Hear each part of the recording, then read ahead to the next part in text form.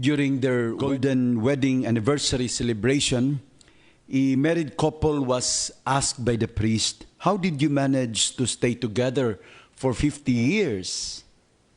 And they both answered, "Father, we were married in a time when if something was broken, we would fix it, not throw it away." Giunsa ninyo paglahutay sa kaminyoon sulod sa 50 na katuig?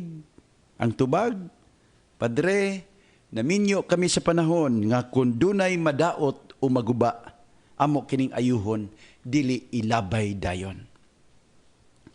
Mga igsoon, sa Ebanghelyo karon from the Gospel of St. Matthew, chapter 19, verses 3 to 12. Adunay mga Pariseyo nga nangutana, nagtugot ba ang balaod nga ang bana makabulag sa iyang asawa sa bisan unsang hinungdan? Take note nga ang katungod ra sa bana maoy gipangutana, wala ang sa asawa. Ang mga Hudiyo manggod niadtong panahon ni Jesus, usa ka katilingban nga patriarchal kaayo. Ang katungod ra sa mga lalaki maoy gihatagan og bili, wala kaayo ang sa mga babae. Sa panahon ni Jesus, ang posisyon kalabot sa diborsyo, duha ka buok. Adunay pundok ni Siyamay nga nag-ingon nga ang bana mahimong makigbulag sa asawa kung kini mahimong mabudhion. Apan ang pundok ni Hillel nagtudlo nga ang bana makahimo sa pagbulag sa iyang asawa tungod sa bisan unsang rason, sa masangilad nga kinaiya, o sa dili maayo nga paagi sa pagluto o kaha sa pagpanglaba. Ang isyu sa diborsyo, mga igsuon, usa ka butang nga gilalisan panahon ni Jesus o gani hangtod karon. Kadaghanang diborsyo nga mahitabo kung dili man gani tanan, maguban gyud na og kasakit. Dili lang sa mga magtiayon kun dili sa ilang mga anak ug ubang mga minahal usab. Dinhi sa atong nasod sa Pilipinas, wala itugot sa balaod ang diborsyo. Apan, dili nato ikalilong nga daghang mga magtiayon nga nagbulag na sa ilang kaminyoon. Managlahi ang mga hinungdan, adunay gagmay, adunay dagko, adunay ordinaryo, adunay say seryoso. Ang ubang kaso, mahimo pang maayo. Apan dunay mga sitwasyon nga murag wala na gyud tay mahimo. Busa mga igsoon, sa atong paghisgot nining maong problema, angay kitang magbaton og respeto sa pagbati sa mga tao. Ug dili ta magmahukmanon dayon. Si Jesus mingon, what God has joined together, let no man put asunder. Ang giusa sa Dios dili angay nga bulagon sa tao. Kini maong pagtulunan iyang gisubay sa orihinal nga plano sa Dios para sa kaminyoon diya sa libro sa Heneses. Tungod niini, ang lalaki mubiya sa iyang amahan ug inahan ug mutipon sa iyang asawa ug silang duha mahimong usa. Dili na sila duha kun dili usa lamang. Genesis chapter 2 verse 24. Mga igsoon, kini ang pinaka dakong hinungdan ngano nga hangtod karon ang simbahan dili motugot sa diborsyo.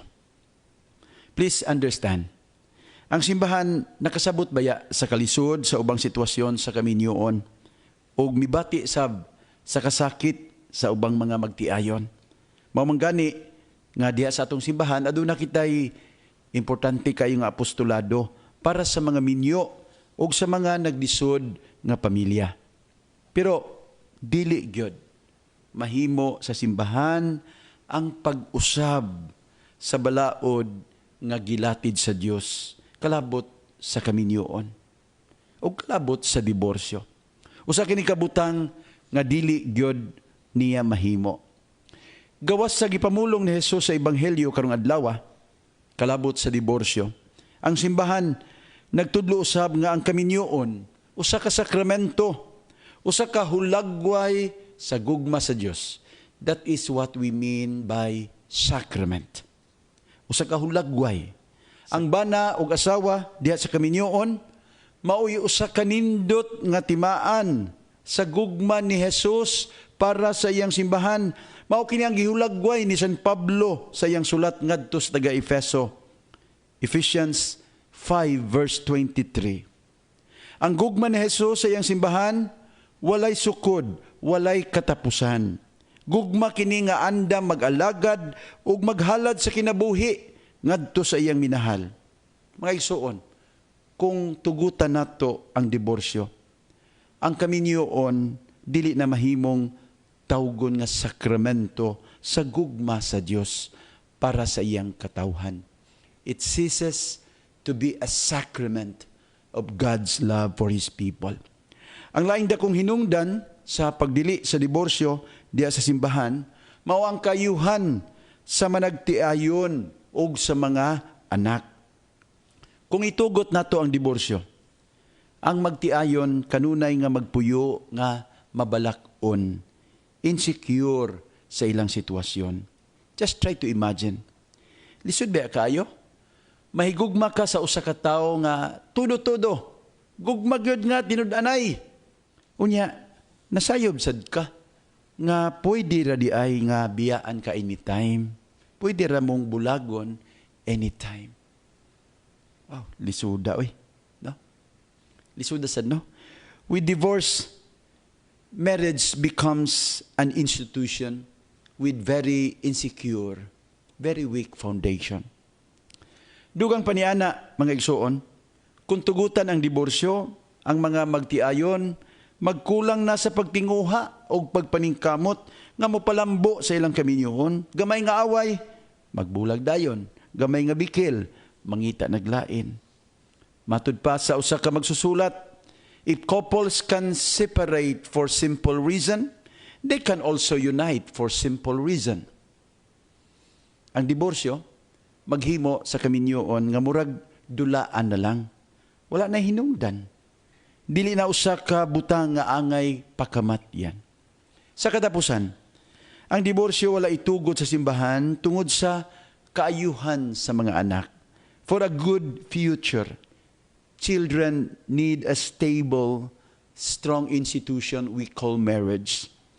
Ang presensya sa mga ginikanan ug ang ilang panakigugmaay mayo sa kabutang nga makapalig-on o makapalambo, maka-inspire sa mga kabataan. Dili nato ikalimod nga daghan sa mga anak sa mga ginikanan nga nagbulag, hinuon dili tanan. I'm not saying all. Daghan kanila ang mahimong problemado diha sa kadilingban. Kini tungod kay lisod baya kaayo para kanila nga magtarong nga wala diha ang makadasig nga presensya sa ilang amahan o inahan. Mga igsoon, atong iampo ni Santos nga misa karon, ang atong mga kaila o mga higala nga minyo, na sila magpabiling matinud-anon sa ilang kaminyoon nga gisudlan. Ato usab nga iapil sa pagampo ang mga anaa sa malisod nga kahimtang sa kaminyoon, nga unta sila magiyahan sa kahitasan, o makita og solusyon sa ilang mga suliran. Ugalang sa mga igsoon nato, nga mga minyo nga naguba na ang pamilya, nga unta makakita gihapon sila og kalipay og kahulugan sa ilang kinabuhi. Let these words of a marriage counselor inspire us. Great marriages don't happen by luck or by accident. They are the result of a consistent investment of time, truthfulness, forgiveness, affection, prayer, mutual respect, and a rock-solid commitment between a husband and a wife.